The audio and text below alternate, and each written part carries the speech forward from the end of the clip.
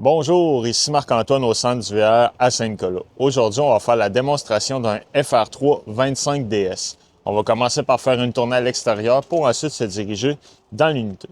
Sur le véhicule, on est muni de caméras latérales de sécurité, donc qui vont s'activer lorsqu'on va mettre le clignotant à gauche ou à droite pour avoir une meilleure vision. Sur l'auvent, on a la possibilité de retirer un cap sur la tête. Il va servir en fait à refermer celui-ci manuellement en situation d'urgence. Donc si on n'a plus de courant, on doit refermer l'auvent en retirant le cap et à l'aide d'un outil, on va pouvoir le refermer manuellement.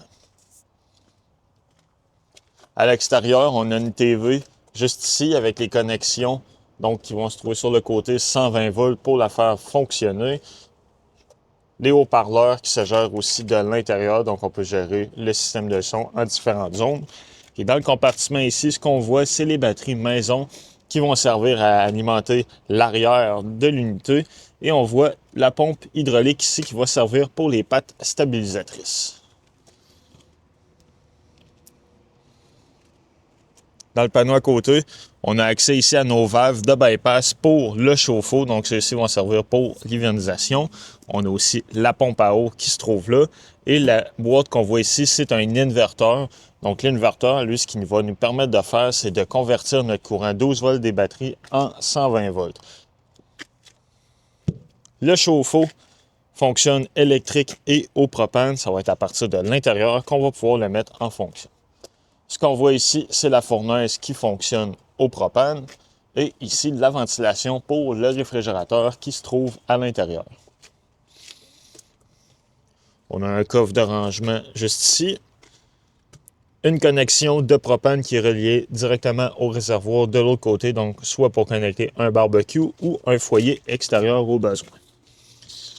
À l'arrière, on a un coffre de rangement. L'échelle qu'on voit ici, c'est l'échelle qui va servir à accéder au lit en fait, qui se trouve au-dessus du banc chauffeur et passager. En arrière, l'échelle pour accéder au toit, on va recommander de monter sur le toit au moins une fois aux 3 mois pour aller valider que les joints d'étanchéité sont bons et que le toit n'est pas endommagé. Ce qu'on veut, c'est prévenir les infiltrations d'eau. On a une caméra de recul aussi. En bas, un réceptacle de 2 pouces, donc un attelage, soit pour mettre coffre de rangement, rack à vélo ou atteler une remorque. On a la connexion 7 brins pour connecter la remorque au besoin.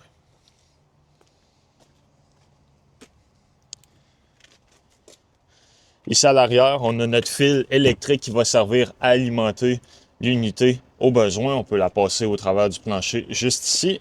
Prise coaxiale pour le câble de télévision. On a ici le chargeur qu'on voit visuellement en fait lorsqu'on va connecter 30 ampères unité pour charger les batteries. L'emplacement qu'on voit ici pour connecter est écrit générateur. En fait, lorsqu'on va vouloir se servir de notre propre génératrice, on va prendre notre câble d'alimentation et venir le connecter directement ici pour alimenter en courant notre unité. Les véhicules fonctionnent à l'essence ordinaire seulement. Notre station d'eau, donc on a une douchette avec l'eau chaude et l'eau froide. City Water Fill, donc c'est ici qu'on va connecter l'eau de la ville ou du camping. Lorsqu'on veut remplir notre réservoir d'eau fraîche pour fonctionner en mode autonomie sur la route avec la pompe à eau, c'est ici qu'on va le remplir. Et on a un tank flush.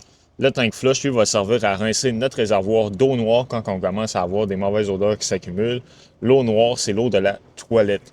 Le principe, en fait, c'est qu'il va rincer l'intérieur à l'aide de jet.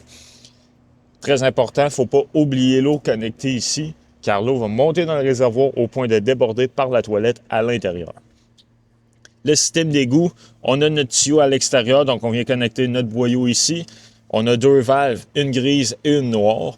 On va toujours commencer par ouvrir la valve noire en premier, qui est l'eau de la toilette. Quand c'est vide, on va venir rincer notre tuyauterie avec la valve grise, qui est l'eau des éviers et de la douche. Quand c'est fait, on referme nos valves et on remet toujours notre capuchon. On a un coffre de rangement qui se trouve ici. L'accès à la génératrice. Donc, elle, lorsqu'on retire le panneau sur la façade, on va avoir accès à notre niveau d'huile. On peut aussi décoller la génératrice d'ici. On va toujours maintenir le bouton stop ou prime quelques secondes jusqu'à temps que la lumière se stabilise et ensuite start pour la mettre en fonction. On a le même type de commande à l'intérieur.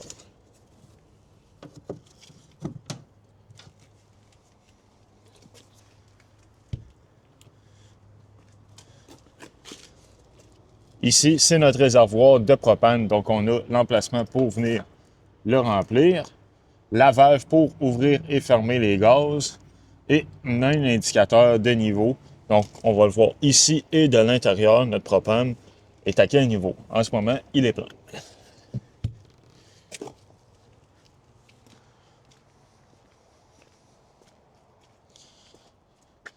Maintenant, à l'avant, lorsqu'on ouvre le capot, ça donne accès à la batterie qui va servir à décoller le moteur. On voit notre liquide de refroidissement qui se trouve ici, la bolle à air pour mettre le filtre à air et le remplissage de la vitre qui se fait juste là.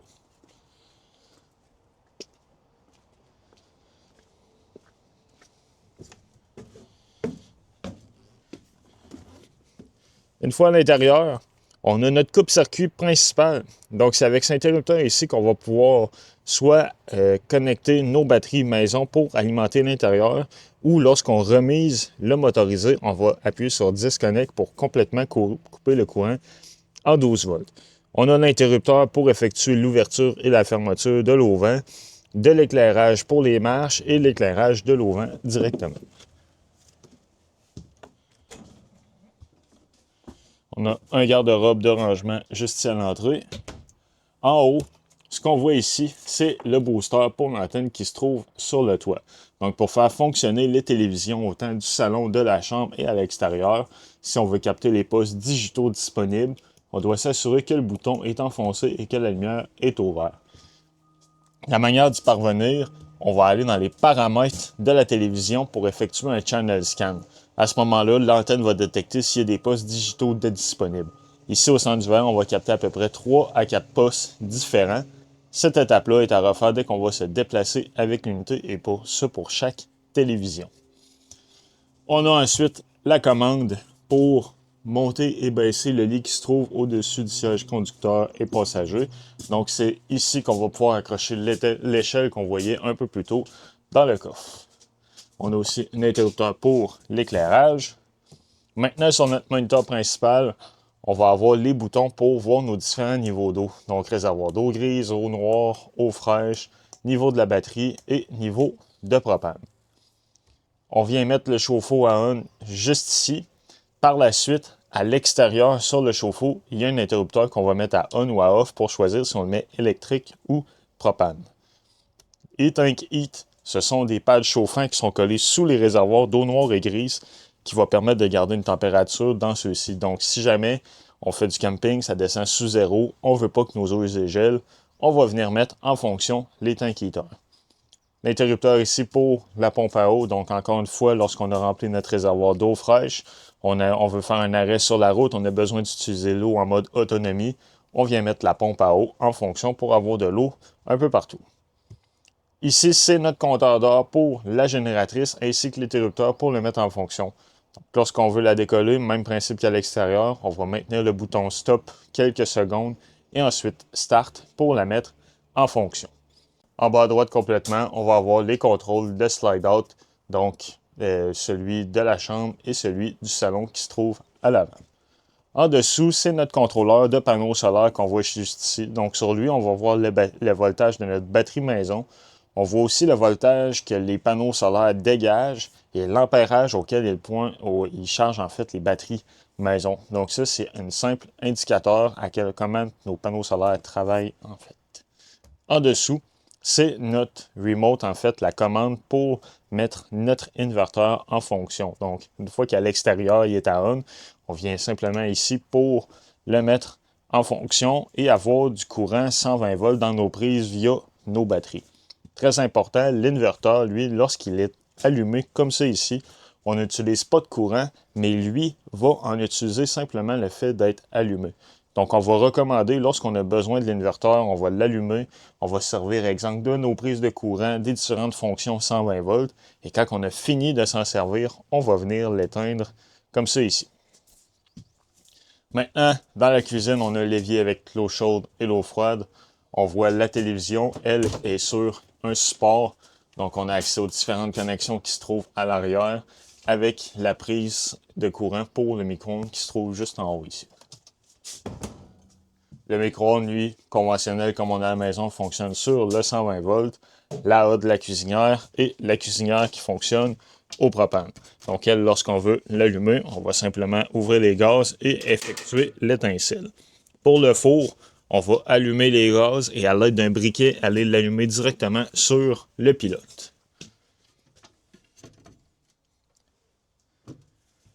Le réfrigérateur, lui, fonctionne électrique ou propane. Donc, lorsqu'on veut le mettre en fonction, on appuie sur le bouton pour le mettre à on, comme c'est ici. Et ensuite, on a le choix, soit on le sélectionne sur le mode automatique ou au gaz. Le mode automatique, ce qu'il va faire, c'est qu'il va prioriser le courant 120 volts. Donc, si on décolle l'inverteur, il va fonctionner électrique. Si on décolle la génératrice, il va fonctionner électrique. Ou si on est connecté avec notre prise 30 ampères sur le camping directement, on va le faire fonctionner électrique. S'il n'est pas dans une de ces trois situations-là, il va tomber automatiquement au propane, comme dans le cas ici présent. Lorsqu'on veut simplement le faire fonctionner au propane, on va appuyer sur le bouton pour qu'il reste au propane. Dans la chambre, on a de l'éclairage au plafond qu'on peut ouvrir manuellement. On a aussi une télévision supplémentaire qui se trouve ici, la fenêtre d'urgence sortie extérieure qui se trouve là, avec du rangement au-dessus des cabinets. On a une trappe au plafond qu'on vient ouvrir simplement manuellement avec la manivelle.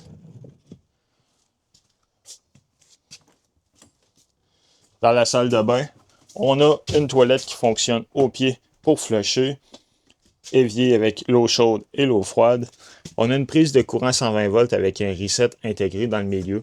Donc, si jamais on n'a plus de courant dans nos prises, on se demande pourquoi. Première place à venir voir, c'est s'assurer que le bouton ici est bien enclenché.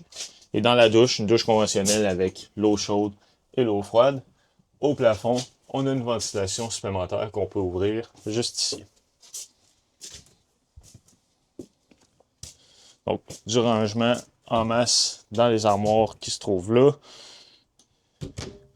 Pour ce qu'on voit ici, en fait, c'est notre détecteur de monoxyde de carbone qui est là. Et au mur, on a la station de contrôle de température. Donc, ça, le thermostat ici, on va pouvoir le mettre à on. Et ensuite, gérer, est-ce qu'on veut faire fonctionner l'air climatisé, la fournaise, la ventilation seulement, gérer la température et gérer aussi le mode juste ici. Donc, fan, dry, cool. On a plusieurs possibilités pour nous dans ce cas. Lorsqu'on a terminé, on l'éteint tout simplement. Dans le coin dinette, on a la possibilité de le convertir pour avoir un lit supplémentaire. On va lever la table, retirer les pattes et se servir de la table pour venir l'appuyer de chaque côté, juste ici. On va pouvoir repositionner les coussins pour avoir un lit complet supplémentaire. À l'avant, c'est notre lit qui peut se rabaisser pour avoir un lit de plus. Et lorsqu'on est sur les commandes en avant, à gauche, on voit sur le contrôle des jacks stabilisateurs qui se trouvent sur le motorisé, lorsque la clé est à on ou que le moteur est en fonction, on va pouvoir allumer le module avec le bouton on ou off. Le carré qu'on voit dans le milieu, en fait, c'est notre niveau. Donc, il va clignoter l'endroit qu'on doit soulever pour se mettre de niveau. Lorsque la partie LCI est au vert au centre, ça veut dire qu'on va être de niveau. On a plusieurs modes. On peut le faire manuellement, donc gérer chaque patte individuellement, ou on peut le faire en mode automatique. Pour ça, on va simplement appuyer sur le bouton auto et le véhicule va se mettre de niveau par lui-même. Quand c'est fait, on va avoir toutes les lumières qui se trouvent en bas à gauche vont être éteindues pour nous dire qu'on est prêt à camper. À ce moment-là, en fait, on peut refermer le module en appuyant sur le bouton off. Lorsqu'on veut décoller sur la route, on va rallumer notre module et on va simplement faire All Jack Retract en bas à droite pour remonter complètement les pattes stabilisatrices. Lorsqu'on est en situation d'urgence, qu'on n'a plus de batterie pour faire décoller le moteur, on va pouvoir utiliser l'interrupteur qu'on voit ici, Bat Boost. Lui, ce qu'il va faire en fait, c'est qu'il va faire communiquer les batteries de la maison avec la batterie moteur à l'avant. Donc, au décollage moteur, si on manque de batterie pour le moteur, on appuie sur l'interrupteur pour faire communiquer et on va pouvoir démarrer notre moteur. Ensuite, à l'avant, on a différents interrupteurs, donc on va pouvoir gérer les fog lights, les lumières OLED. On peut abaisser aussi le rideau qui se trouve sur la façade. On peut gérer les haut-parleurs, donc à l'intérieur, à l'extérieur ici, ou mettre les haut-parleurs du living room, donc du salon en arrière de nous autres, en fonction. Les miroirs chauffants sont là avec les contrôles. Et la caméra de recul va s'afficher ici dans l'écran avec lorsqu'on met les caméras de côté aussi. C'est ce qui conclut la démonstration du FR3. Merci.